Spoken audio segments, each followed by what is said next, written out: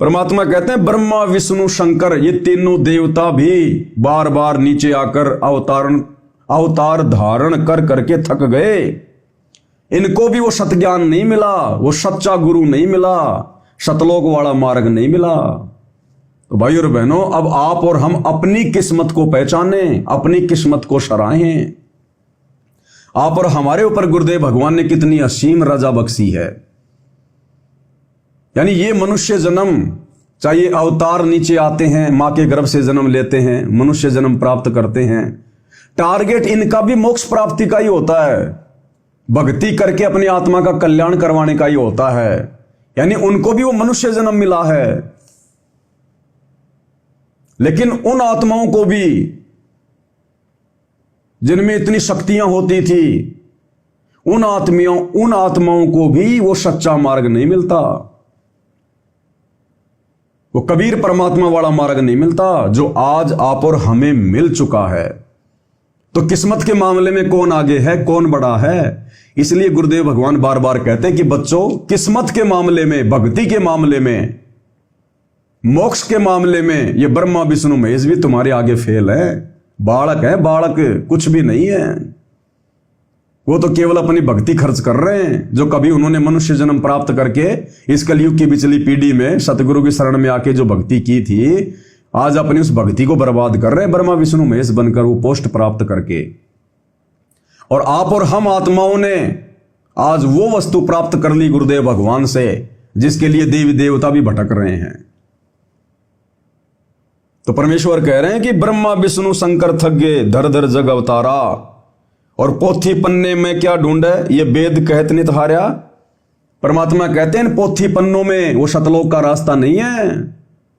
ये वेद पुराण गीता कुरान बाइबल यानी इन धर्मशास्त्रों में, इन पोथी पन्नों में, इन कागजों में परमेश्वर कहते हैं कि वो सतलोक का मार्ग नहीं है, मोक्ष मार्ग नहीं है, काल के लोक से छूटने की विधि नहीं है। और बार बार गुरुदेव अपने सत्संगों में भी कहते हैं कि बच्चों, जो ज्ञान चारों वेदों में नहीं है, पवित्र गीता में नहीं है, जो ज्ञान कबीर सागर में नहीं है, गरीबदास जी के सदग्रंथ साहिब में नहीं है, वो ज्ञान सतगुरु रामपाल जी परमेश्वर जी के पास है। क्योंकि ये परमात्मा है, ये परमेश्वर है। इन ग्रंथों में तो परमेश्वर ने केवल अपनी महिमा का आंशिक ज्ञान दिया है। अरे गरीबदास जी का ग्रंथ वर्तमान में विश्व का सबसे बड़ा आध्यात्मिक ग्रंथ है, जिसमें 24,000 वाणियां हैं। क्या 24,000 वाणियों में उस कबीर परमात्मा की महिमा आ जाएगी, समा जाएगी? परमात्मा कहते हैं 7 समुद्र की मशी करूं और लेखनी करूं बन राय, और सब धरती का कागज करूं पर सतगुरु गुण लिखा न जाए। तो 24,000 वाणियों में क्या कबीर परमात्मा सतगुरु रामपाल जी भगवान की महिमा, सतलोक की व्याख्या, ऊपर के लोकों की व्याख्या क्या समा सकती है? पूरी धरती का अगर हम कागज बना लें, 7 समुद्रों की अगर शाही बना लें, और पूरी धरती के पेड़ों की यदि हम लेखनी बना लें, पेन बना लें, तो भी इस कबीर परमात्मा सतगुरु रामपाल जी भगवान की महिमा अंश मात्र भी नहीं लिखी जा सकती। ऐसी महिमा है परमेश्वर की। तो जो वास्तविक ज्ञान है, जो मूल ज्ञान है, वो ज्ञान दुनिया के किसी भी शास्त्र में नहीं है। वो ज्ञान कबीर परमात्मा स्वयं ही सतगुरु बन के जब धरती पर आते हैं तो अपने मुखारविंद से उच्चारण करते हैं।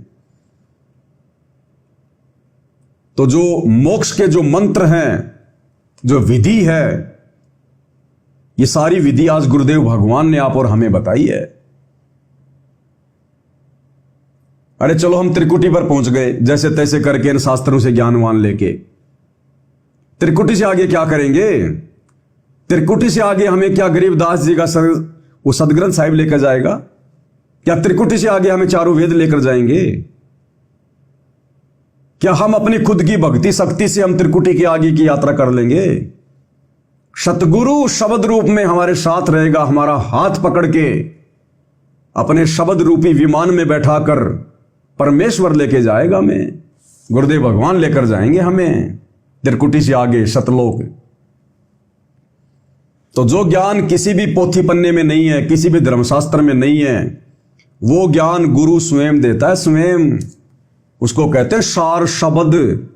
सार शब्द, सार नाम तो कहीं कहीं परमात्मा ने लिख दिया, छोड़ दिया संकेत के लिए।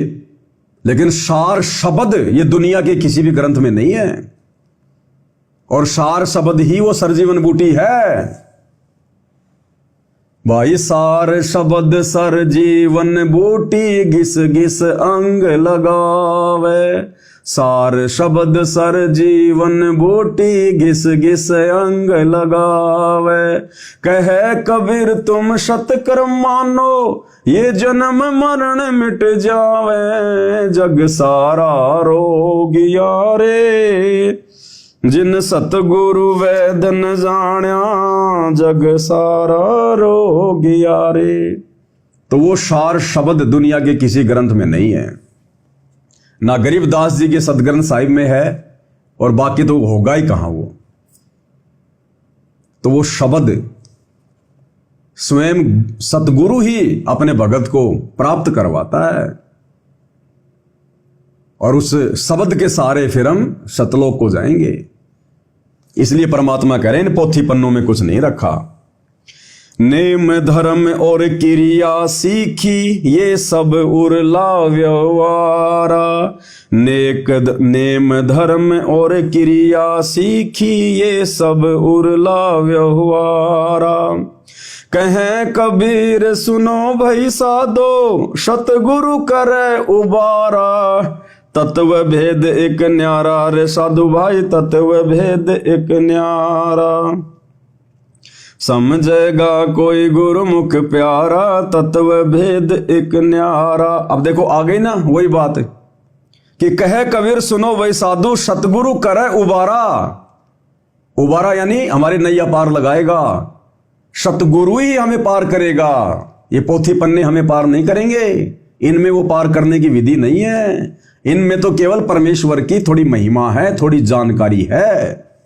सतगुरु करे उबारा, वो शब्द देखकर सतगुरु हमारा यहां से उबारा करेगा। और बाकी नेम धर्म और क्रिया, सतगुरु के भक्ति मार्ग के अलावा सतगुरु के द्वारा जो भक्ति क्रिया साधक को दी जाती है, जैसे आप और हमें प्राप्त है गुरुदेव से, उनके अलावा जितने भी नेम यानी जितने भी नियम बना रखे हैं नकली संतों ने, इन पंथों ने, नेम धर्म और क्रिया सीखी, ये सब उर्ला व्यवहारा। ये जितने भी जो ये पैदल यात्रा करते हैं, कावड़ वगैरह लेके आते हैं, व्रत वगैरह करते हैं, तीर्थों पे जाते हैं, परमात्मा कहते हैं नेम धर्म और क्रिया सीखी, ये सब उर्ला व्यवहारा। ये तो इसी काल के लोक में रोकने की क्रिया है, यहां से पार होने की क्रिया नहीं है। कौन करेगा? कहे कबीर सुनो भाई साधो, सतगुरु करे वो आरा। तो सतगुरु ही हमें पार करेंगे, हमारी आत्मा का कल्याण करेंगे।